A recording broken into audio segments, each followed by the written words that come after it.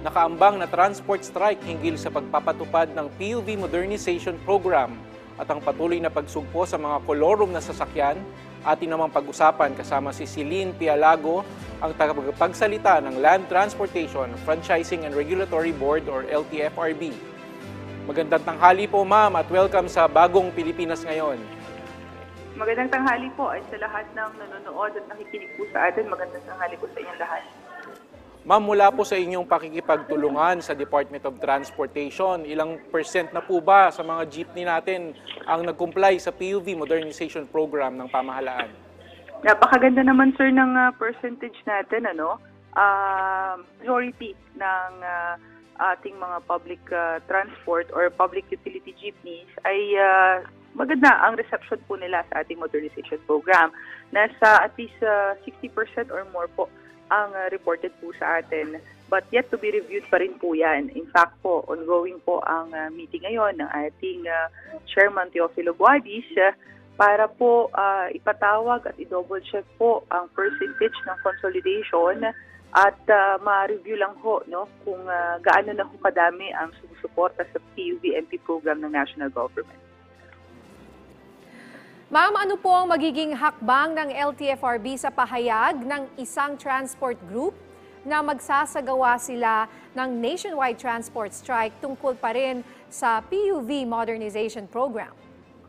Well, ma'am, ang standard operating procedures po kasi natin sa tuwing nagsasagawa ng malawakang transport strike ay makikipag-ugnayan po ang LTFRB sa ilang attached agencies para po tiyakin na may masasakyan po ang mga pasahero. Alam niyo ma'am, at the end of the day, welfare po ng mga pasahero ang importante po para ho sa ating lahat. Dahil po pag nagkakaroon ng transport strike, sila po ang unang naapektuhan. But then again, ang coordination po with the attached agencies and local government unit ay uumpisahan po ngayong araw para makita rin po kung gaano po ba kalaki ang magiging impact ng gagawing transport strike on Monday.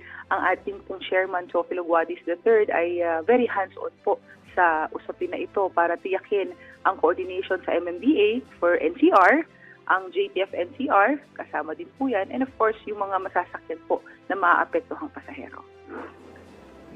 Ma'am, nagkaroon na ba tayo ng dialogo dito sa grupo na ito at nalaman na po ba natin kung ano yung mga hinaing nila na kailangan nating tugunan po? Ang priority po ng ating chairman, tiyakin munang may masakyan ng mga pasahero on Monday at isusulong po ng ating chairman ang open dialogue po sa kanila. At alam niyo po si Chairman Guadis, lahat po ng transport group ay nakakapunta sa kanyang opisina anumang oras. So after po siguro nitong transport strike ay bubuksan po ang pintuan para po sila ay makausap ng personal din po sa kanilang mga hinaing.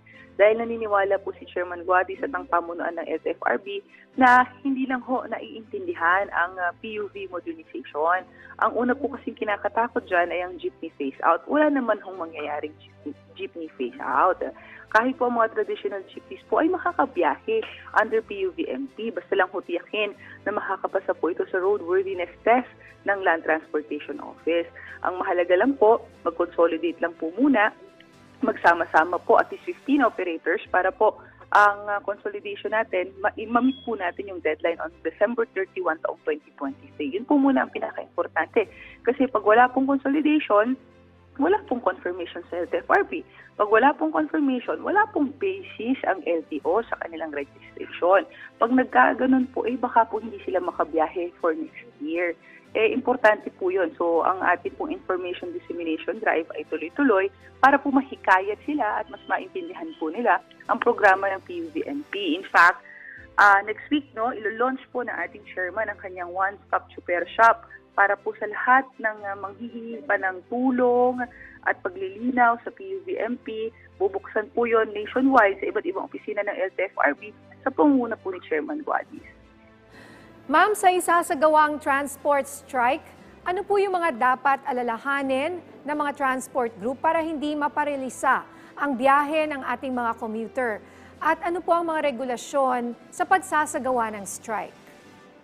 Well, ma'am, alam niyo po, nire-respeto ho natin yan ever since naman po, since time immemorial, pag mayroon pong mga hinaing, democratic naman ho tayo, sila ho ay malayang nakakapaghayaga ng kanilang sentimiento. Sila po ay malayang gawin po ito, no?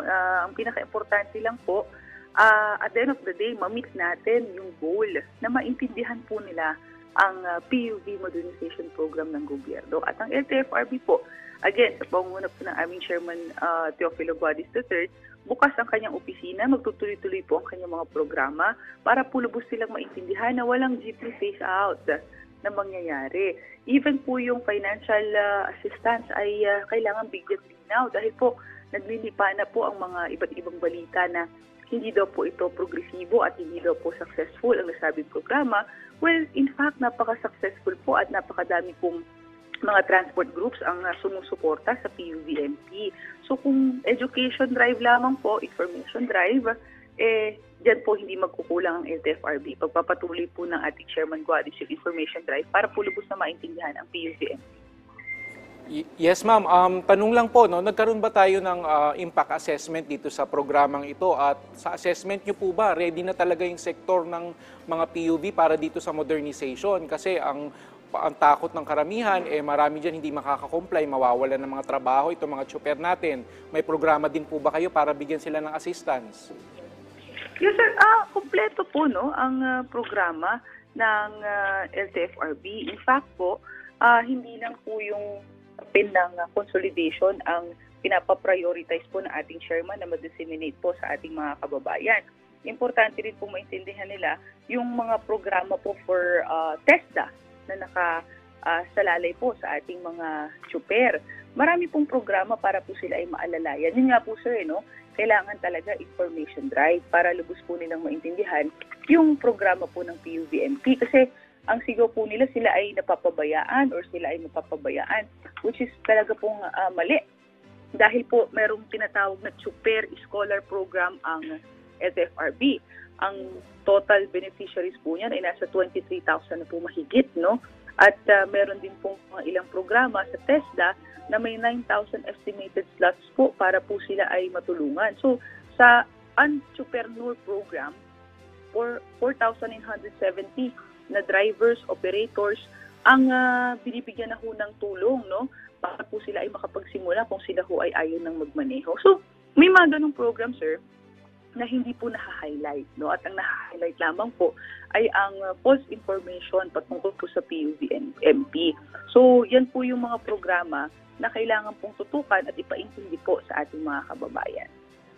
Alright. Thank you, ma'am. Sa ibang usapin naman po, hingi lang po kami ng update dito sa patuloy yung operasyon at pagsugpo naman sa mga kolorum sa pampublikong sasakyan na illegal na nag-ooperate sa ating mga kalsada. Kamusta po yung operations natin dyan, ma'am? Well, sir, nitong nakaraan lang, no, naglabas po ng opinyon ang Department of Justice at nire-respeto po yun ng pamunuan ng LTFRB. At sa ngayon po, ang pinaka-importante sa aming ahensya ay ma-ensure po ang comprehensive understanding of the legal landscape, kumbaga. Kasi po, at the end of the day, we maintain our position na we have the authority to apprehend, impound, and dispose kolorong vehicles. But then po, this assertion is grounded in the board's interpretation of its legal mandate. Kaya po, ang naging hakbang ng LTFRB, number one, we submitted a formal request to the Office of the Solicitor General seeking a separate legal opinion para po sa magkaroon na ho ng linaw, no, yung legal clarity in matters of public regulation, lalo na ho sa transportation. But sa ngayon po, we are still waiting at ngayon ang LTFRB po voluntarily ceased the execution or conduct of our anti-colorum activities since last June 7, 2023 while waiting po sa legal opinion ng OSG at ng Department of Transportation. Base po sa inyong records, ilan na po ang mga nahuling kolorum na sasakyan sa ngayon? At ano po ang partisipasyon ng LTFRB sa operasyong ito mula sa pakikipagtulungan po ninyo with LTO, MMDA at HPG?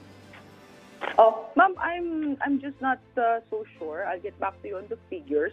Kung ilan na po overall ang nahuli ng LTFRB sa kanilang anti-colorum program. Pero kung ito po ay maibabalik, no, ang kapangyarihan sa LTFRB, pwede naman pong mag-tap ng mga agencies na magiging katuwang dito. Pero paalalahanan na lang siguro natin sila sa mga offense, no? Pag sila po ay nahuli. Ang first offense po ng ang kolorum ay medyo mabigat, 2,000 din po yan, ano? Kaya kailangan po nating siguraduhin na ang bumabiyahe po sa kalsada ay hindi kolorum. So, ayan nyo ma'am, babalikan ko po kayo dun sa figures kung ilan na overall ang na-impound ng LTFRB. But sa ngayon po, we will stand po doon sa ating statement na nakaseize po muna ang execution ng anti-colorum activities ng LTFRB till such time po na lumabas na rin po ang legal opinion from the Office of the Solicitor General. Alright, ma'am. Pero dito nga po sa mga usapin ng mga kolorum, matagal na issue to, ma'am Celine, alam nyo naman po. Pero may bago po bang atake itong LTFRB para solusyonan ito? Para once and for all, wala na yung mga kolorum nating mga public transport sa kalsada. Siguro po mainam, no? Pag lumabas na po ang legal opinion ng OSG, babalik tanawan po natin lahat ng policies, lahat po ng pangil ng LTFRB patungkol po sa pagsugpo ng kolorum vehicles. Sa ngayon po talaga, sir, dahil nag-aantay tayo ng legal opinion, mainam hong antayin lang muna natin yon para po ang ating chairman ay tuluyan po makapag-desisyon, makapag-deputize kung ano po ba ang mga tamang hakbang na gagawin. Pero sa ngayon po kasi, nakataas po ang aming mga kamay at hindi po tayo makakapag-operate at hindi rin po masyado makapag-komento habang nag-aantay ng legal opinion mula po sa OSG. Alright, mensahe nyo na lang po para sa mga transport group at sa mga magiging mga commuter, maging sa mga commuter po na maapektuhan ng transport strike.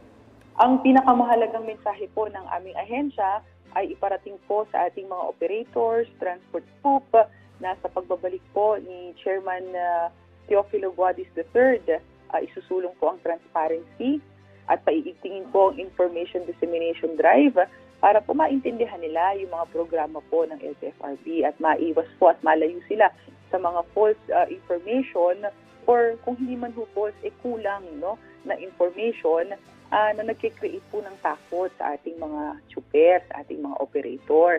Ang opisina po ng LTFRB ay bukas. Again, next week, magkakaroon po ng once a week, one-stop shop ang ating chairman para po lahat ng kanilang concerns ay maidulog po doon, lahat ng kanilang katanungan ay ma-address din po doon.